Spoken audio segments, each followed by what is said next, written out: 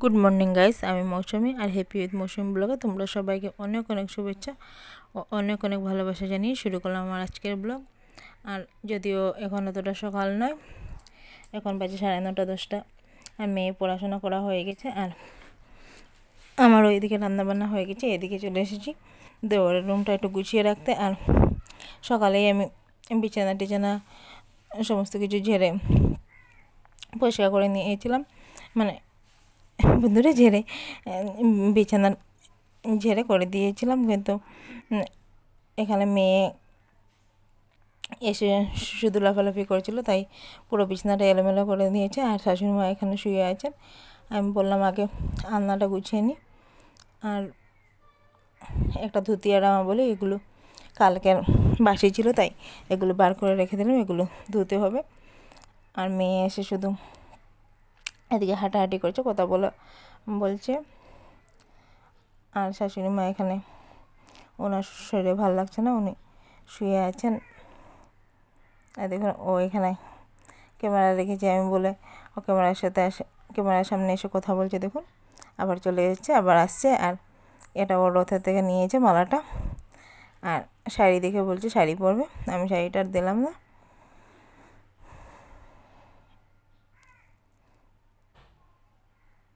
আর এই দেখুন শাশুড়ি মা চলে গেছেন। এখন বিছানাটা আমি গুছিয়ে নিচ্ছি। এদিকে আমার আলনাটা গুছানো হয়ে গেছে। আর ঘরটা আমি সকালবেলায় মুছে নিয়েছিলাম, কারণ হলো ওরা মাটিতে নিচেতে পড়াশোনা করে, কার্পেটের উপরে পড়াশোনা করে, অনেক গরম তাই। আর কাল ফ্যান একটা আনা হয়েছিল, এই ফ্যানটা চালিয়ে দিয়েছিলাম। মাটিতে বসে বসে ওরা পড়াশোনা করেছে, তাই প্রত্যেক দিনে আমি সকালবেলায় এই রুমটা মুছে তারপরে রেখে দিই।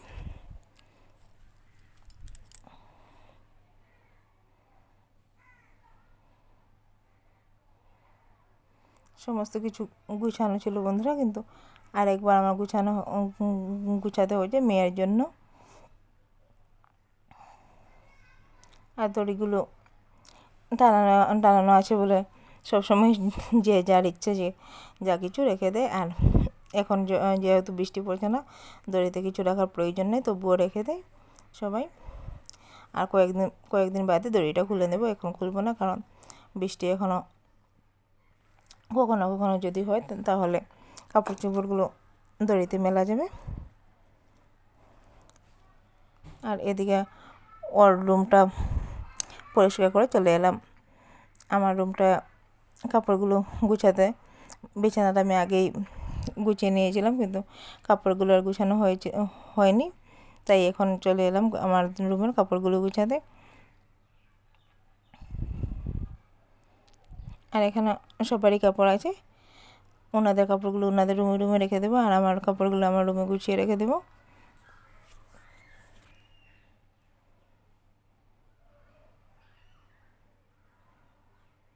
আর তোমরা ভাবতে পারো শাশুড়ি মার রুমটা আমি পরিষ্কার করি না, গুছাই না, কিন্তু প্রত্যেক দিনে আমি গিয়ে কাপড় চোপড় সমস্ত কিছু গুছিয়ে দিয়ে আসি। যদিও বিছানাটা গুছাতে হয় না, কেন না শাশুড়ি মা সকালে উঠে বিছানা গুছিয়ে নেন।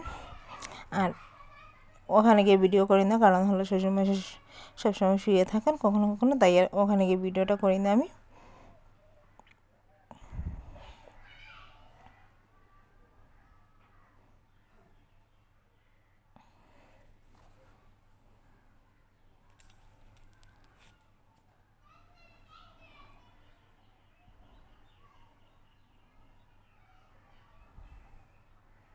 আমাদের কাপড়গুলো গুছানো হয়ে গেছে। এগুলো হলো আমার শাশুড়ি মার কাপড়, এগুলো গুছিয়ে নিয়ে ওনাদের রুমে রেখে দেবো আমি।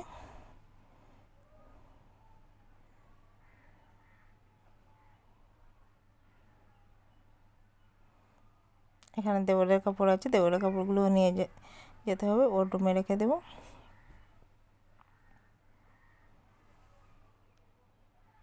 আমি আর আমার মেয়ে গিয়ে কলসি দিয়ে জল নিয়ে এসেছি, ও কলসি দিয়ে জল এনেছে, আমিও এনেছি। দাঁড়াও তোমাদেরকে দেখিয়ে দিচ্ছি। মেয়ে কলসি এক বালতি এনেছে আর ও একটি কলসি দিয়ে এনেছে, অর্ধেকটা জল দিয়েছি বন্ধুরা ওকে। আর এখানে শাশুড়ি মা বসে বসে ফলমূল কাটছেন আমাদের জন্য। এই দেখুন মেয়েকে এখনো স্নান করায়নি, শুধুমাত্র ফল খেয়েছে। আর ও এসে এখানে আমার শ্বশুরমশাই শুয়ে আছেন, ও বলছে ও শুয়ে থাকবে ওখানে। আমি আমি বললাম আগে স্নানটা করে না, তাই উঠে চলে এসেছে। আর এসে দেখুন কী করছে, উঠে এখানে ছাতাটা নিয়ে খেলা করেছিল, তারপরে ওর পাপার পইতে নিয়ে খেলা করেছে। আর ওকে আবার আমার শ্বশুরমা দিলেন আনারস আম, ও একটুরা খেলো। আর ও বলছে নিজে নিজে স্নান করে নেবে, তাই গিয়ে নিজে নিজে মাথা শ্যাম্পু করে নিয়েছে। আর এখানে আমি এসে ভালোটাকে ঘষে টসে তারপর স্নান করে দিচ্ছি।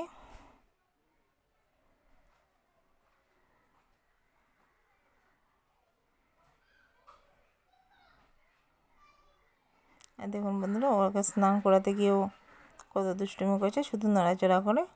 সবসময়ই দেখবে যখনই ওকে কিছু করে দিই, স্নান করিয়ে দিই বা তেল মাখিয়ে দিই বা খাইয়ে দিই, সবসময় শুধু দুষ্টুমি করে, করতে চায় না, স্নানও করতে চায় না, ভাতও খেতে চায় না, পড়তেও চায় না, কিচ্ছুই করতে চায় না। ও শুধু দুষ্টুমি করতে চায়।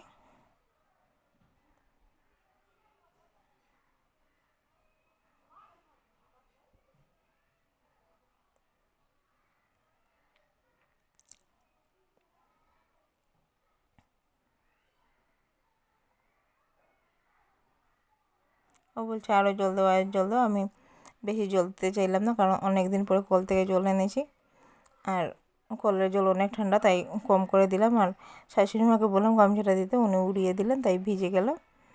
তাই এই গামছাটা দিয়ে আর ওকে গাটা মুছিয়ে দিলাম না, এখানে এসে ওকে গাটা মুছিয়ে প্যান্ট লাগিয়ে দিলাম। আর এদিকে আমার হাজব্যান্ড বলছেন এখানে মোটর লাগিয়ে জল ভরবেন, তাই এখানে কারেন্টের তার দিচ্ছেন আমাকে জানলা দিয়ে। আর আমি কারেন্টের তারটা এনে কারেন্টের বোর্ডের সামনে লাগিয়ে রাখলাম। আর এখানে মেয়ের জন্য পাউডার, ক্রিম, তেল এগুলো নিয়ে এলাম, ওকে লাগিয়ে দিলাম।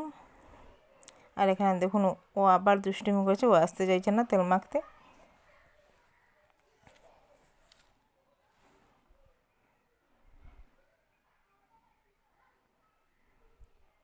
অনেক কষ্ট করে ওকে আমি তেলটা মাখিয়ে দিচ্ছি।